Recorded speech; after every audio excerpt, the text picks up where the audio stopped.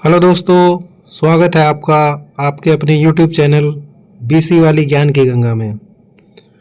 तो दोस्तों, आपको जो हमने कट ऑफ एनालिसिस करके दिया है उसी पे हम थोड़ा सा और आगे चर्चा करेंगे, क्योंकि काफ़ी सारे कमेंट्स आ रहे हैं कि सर अब इस कैटेगरी में हैं तो क्या कोई चांस है, अगर हम इस कैटेगरी में हैं तो क्या हमारा कोई चांस है।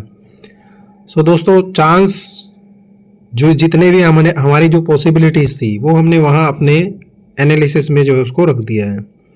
फिर किसी एक कैंडिडेट ने जो हमें सजेस्ट किया था कि रैंक मित्रा में जो है काफ़ी सारा जो है ऐसा अपडेट है, और ही उन्होंने क्लेम भी किया कि मैंने वहाँ से ऐसा कुछ डाटा कॉपी किया। सो सॉरी दोस्तों, मैंने वहाँ से कुछ नहीं लिया। जेन्युइनली जो आपके कमेंट्स थे मैंने उसके ऊपर ये वीडियो बनाया था। बट अगर वहाँ से कुछ डाटा मैच कर रहा है तो ये एक ह्यूमन बीइंग के थ्रू जो है उस डाटा को भी जो एक ऐप को हमें कोई चैलेंज नहीं कर सकता है। ऐसी हम चीज़ जो ह्यूमन बीइंग है वो ऐसा ही होता है। नाउ रैंक मित्रा से भी लोग खुश नहीं है क्योंकि उसमें रैंक जो है काफ़ी ऊपर नीचे दिखा रहा है। सो आफ्टर ऑल वो एक सॉफ्टवेयर है दोस्तों, वो सॉफ्टवेयर पे रैंडमली वो कुछ भी एक्सेस दिखा रहा है। नॉर्मलाइजेशन अभी हुआ नहीं है, वो भी बाकी है। तो ये सब चीज़ें अभी बाकी होने के बाद जो हमारी एनालिसिस है उसके ऊपर हम दोबारा फिर से बात करेंगे। तो चलिए स्टार्ट करते हैं।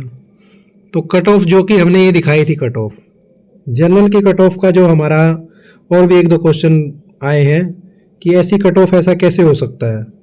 तो कट ऑफ 70 के पार जो हमारे ओबीसी कैंडिडेट हैं, अगर उन ओबीसी कैंडिडेट ने जो एज है, यहाँ एक फैक्टर है दोस्तों एज, अगर इनका एज जो है 26 से बिलो है तो डेफिनेटली, या SC ST है, कोई भी कैटेगरी है रिजर्व कैटेगरी, अगर वो उसमें रिजर्व जो जनरल कैटेगरी की हम जो कट ऑफ मान रहे हैं उसमें क्लियर करता है तो वो डेफिनेटली जो है जनरल कैटेगरी में ही जाएगा, ना कि वो अपनी पर्टिकुलर कैटेगरी में फाइट करेगा। अगर उसने एज रिलैक्सेशन लिया है then he should be fight in his particular category. तो ये चीज़ आप लोगों को क्लियर होगी। ऑलरेडी आप जाके चेक कर सकते हैं, मैंने कमेंट बॉक्स में भी पिछले वीडियो में डाला कि सुप्रीम कोर्ट का भी ये जजमेंट है। ऑन बेसिस ऑफ मेरिट जो है डिसीजन होना चाहिए। जब एक कैंडिडेट जो है आपका जो आपका जनरल कैटेगरी है, अनरिजर्व कैटेगरी है, उसमें क्वालिफाई कर रहा है, देन आप उसको दूसरे उसकी कैटेगरी में कैसे डाल सकते हैं। वो एक जजमेंट है। तो उसमें उन्होंने बस एक ही चीज़ को जो है वहाँ आधार माना कि अगर जो कैंडिडेट है उसने एज रिलैक्सेशन का पॉइंट लिया है देन वो अपने पर्टिकुलर कैटेगरी में रहेगा, अगर नहीं लिया है then he should be go in general category. I hope you are clear about this idea. Now अगली बात कर लेते हैं दोस्तों, कितने गुना लोगों को बुलाया जाएगा। बेसिकली प्रोविजनल लिस्ट जो आएगी हमारी उसमें कितने लोगों को जो है बुलाया जाएगा। तो प्रोविजनल लिस्ट में बेसिकली हमें प्रोविजनल प्लस रिजर्व दो लिस्ट मिलेंगी दोस्तों एक ही साथ। सो इसमें हमें जो है 2 टाइम्स 2x का जो हमें सिलेक्शन देखने को मिलेगा बंदों का। सिलेक्शन इन द सेंस आपको जो शॉर्ट लिस्टेड नंबर मिलेंगे, एक साइड में आपको जो मिलेगा प्रोविजनल एंड सेकंड दूसरे साइड में आपको रिजर्व लिस्ट मिलेगी। ना इस लिस्ट से ये दो लिस्ट देने का क्या बेसिकली फैक्ट क्या है, क्या उसका थॉट प्रोसेस है, तो सबको पता है। इसके बाद सेकंड स्टेज क्या होगी, डॉक्यूमेंट वेरिफिकेशन होगी। जब डॉक्यूमेंट डीवी होगा आपका तो डॉक्यूमेंट वेरिफिकेशन में हो सकता है कुछ ऐसे कैंडिडेट होंगे जो हो सकता है कुछ मिस्टेकिंगली उनसे कुछ गलत डाटा चला गया होगा जो वेरीफाई नहीं कर पाए या डॉक्यूमेंट प्रोड्यूस नहीं कर पाए, तो वो लोग रिजेक्ट हो जाएंगे। सेकंड, जो कैंडिडेट टाइम से कम अप नहीं हो पाएंगे और बाद में डिले अपने डॉक्यूमेंट सबमिट करेंगे, कुछ और उधर जस्टिफिकेशन देंगे, तो क्लियरली उन्होंने नोटिफिकेशन में लिखा है दे विल नॉट एक्सेप्टेड। तो ये कौन से नोटिफिकेशन की बात कर रहा हूँ, जो आपका प्रोविजनल एंड रिजर्व लिस्ट आएगा ये उसके अंदर आपका मेंशन होगा। रही बात आपकी जो ये कट ऑफ के बारे में दोस्तों, तो कट ऑफ के बारे में तो आई थिंक मैं शॉर्ट श्योर हूँ, ये कट ऑफ ऐसी ही रहनी है। इवन बस यहाँ आप मुझे स्लाइटली चेंज जो है ESM में थोड़ा सा चेंज दिख रहा है, ये आपकी 50 प्लस जो है दोस्तों कट ऑफ जाएगी। फोर्क सिलेक्शन रिजर्व के लिए 53 51 तक जो है रिजर्व तक जा सकता है। सो this will be the idea. Otherwise जो 53 टू 55 भी हमने जो रखी है रेंज वो सही है, बट 55 पे हमें जो है ऑलरेडी 55 प्लस कैंडिडेट जो है मिल गए हैं, 4 ही वैकेंसी है इनका। So this idea is very clear. Now दोस्तों अगर हम अगले टॉपिक पे चलें अपना, तो अगला टॉपिक है आपका ये जिस तरीके की जो 2023 में जो लिस्ट आई थी, इसमें आप क्लियरली देखिए कि जो जर्नल का सिलेक्शन है वो टॉप लिस्ट है 66.6, 63.8, 68, और यहाँ पे जितने लोग आपके 31 इस साइड में दिए हैं ये कैटेगरी है, और 31 ही लोग इस साइड में हैं जो रिजर्व लिस्ट में है। तो ऑब्वियसली ये 2 टाइम्स हो गए हैं दोस्तों। इनमें से अगर कोई कैंडिडेट लैग करता है या किसी भी डिस्क्रिपेंसी उसके डॉक्यूमेंट्स में पाई जाती है या वो ज्वाइन नहीं करना चाहते हैं, देन जो है रिजर्व लिस्ट से कैंडिडेट को जो है जो फर्स्ट नंबर है पहले उनको कॉल अप जाएगा, then second, then third, fourth. So ये सबका डीवी होगा।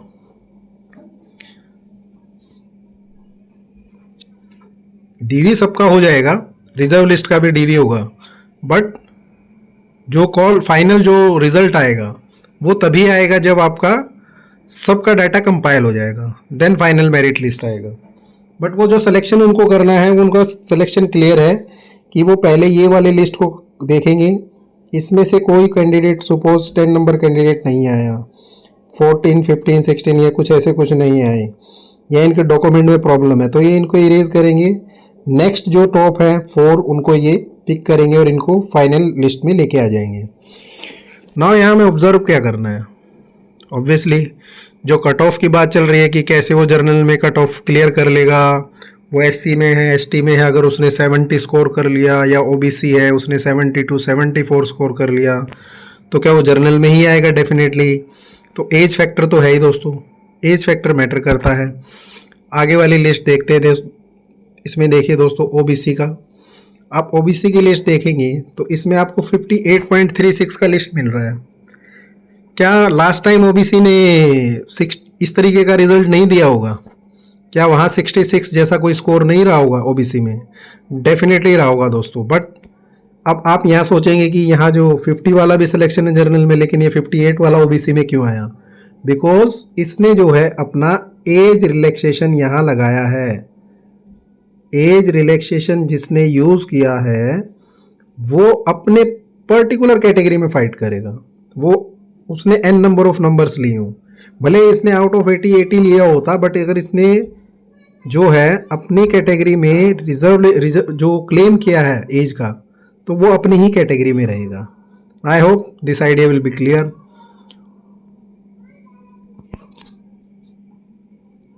आगे और देख लेते हैं दोस्तों लिस्ट। एससी का देख लीजिए आप। क्या एससी कैंडिडेट ने 54.72 ही मार्क्स स्कोर किया होगा? Is it possible? इस बार के जो रिजल्ट देखे हैं, क्या ऐसे कैंडिडेट पढ़ते नहीं हैं?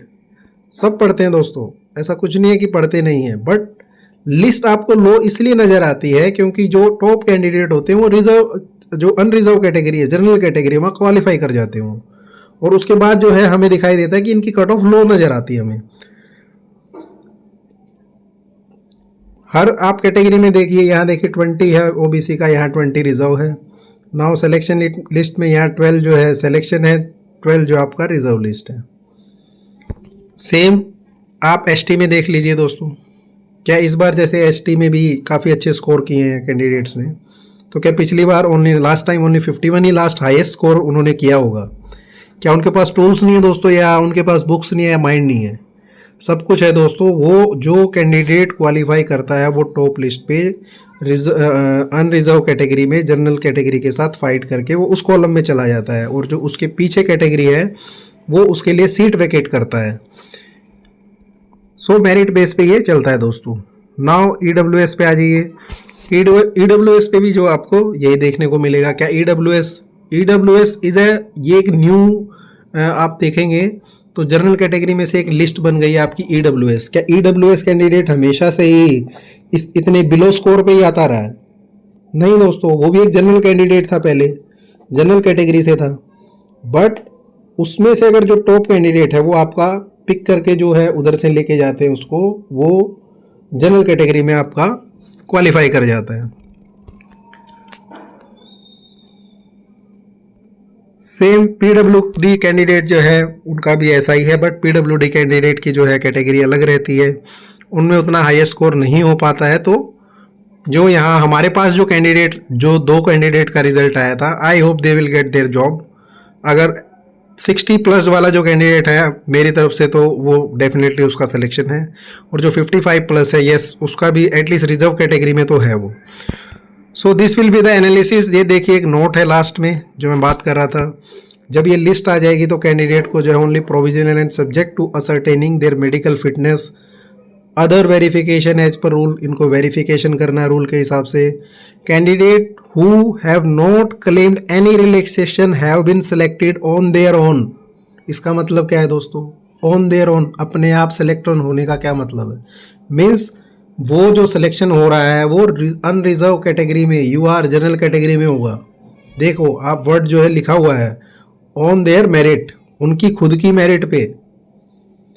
अब ये स्टेटमेंट तो मैंने नहीं लिखा ना, आप लोग बाद में कमेंट करते हैं कि ऐसा कैसे हो सकता है, आप अपना रूल बता रहे हैं, आप अपने से कुछ भी बना देते हैं। दिस गाय नोज कि किसका सिलेक्शन होगा या किसके मार्क्स आएंगे। नो, मैं कोई भी हवा में बातें नहीं कर रहा हूँ दोस्तों, कहीं रिटर्न है या मेरा कहीं एक्सपीरियंस है, मैं उसके ऊपर बात कर रहा हूँ। हो सकता है मैं कुछ मामलों में गलत भी हो सकता हूँ, तो जहाँ मैं गलत हो सकता हूँ वहाँ मैं क्रॉस चेक करता हूँ अपने आप को। एंड अगर मेरी गलती होती है तो यस, मैं पब्लिकली कमेंट सेक्शन में सॉरी भी मांगता हूँ।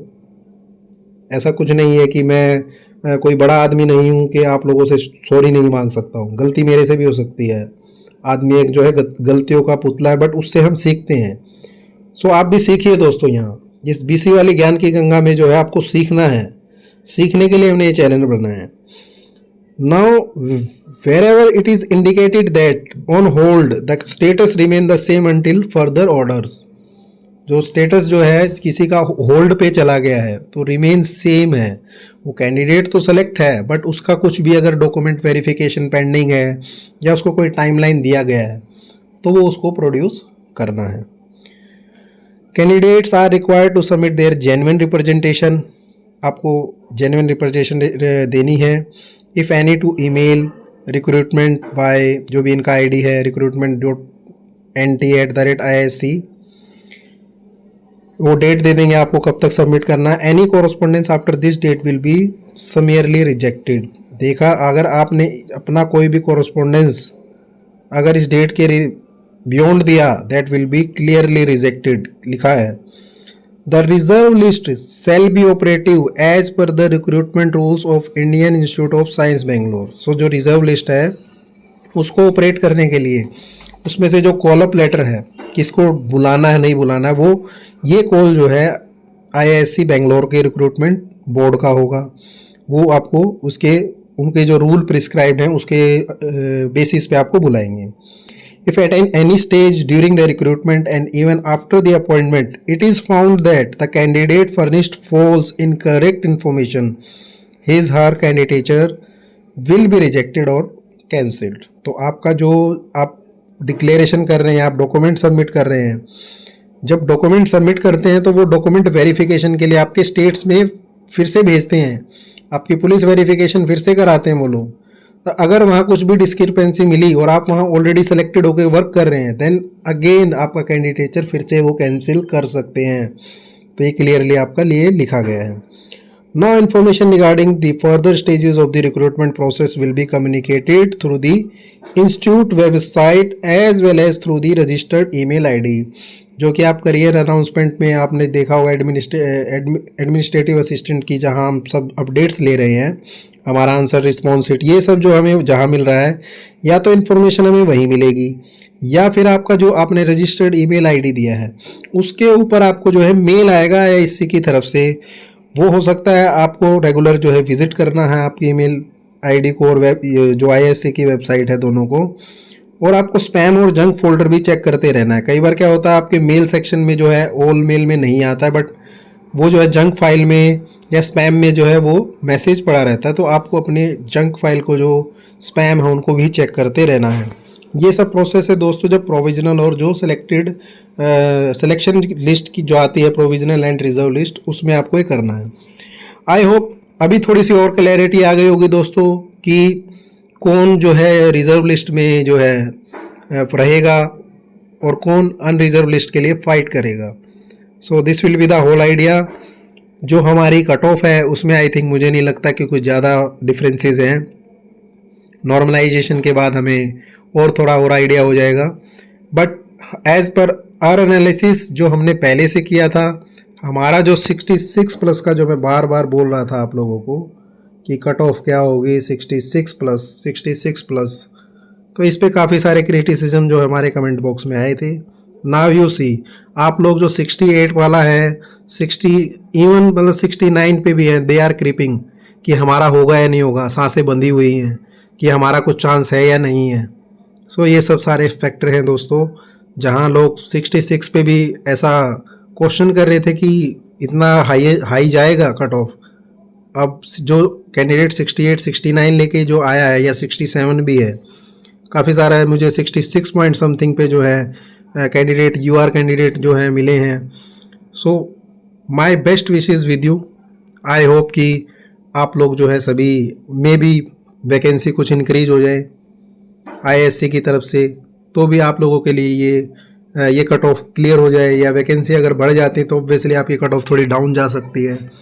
So hope for the best, लगे रहिए तैयारी में, ज्वाइन कीजिए हमारी नेक्स्ट सीरीज जो है। हमने कुछ जनरल अवेयरनेस के रिगार्डिंग क्वेश्चंस और बैंकिंग अवेयरनेस की सीरीज शुरू कर दी है दोस्तों। बैंक एग्ज़ाम जो है आपके अगस्त से जो है स्टार्ट हो जाएंगे। बैंक एसबीआई पीओ से, then IBPS PO, then SBI clerk, IBPS clerk, then RRB PO and RRB clerk. ये सब 6 एग्ज़ाम जो है आपके लाइन में लगे हुए हैं। सो जो लोग बैंक की तैयारी कर रहे हैं, ऑलरेडी जो पेड सब्सक्रिप्शन से पढ़ रहे हैं, सो आई होप वो पहले से ऑलरेडी क्लियर होंगे। जो कैंडिडेट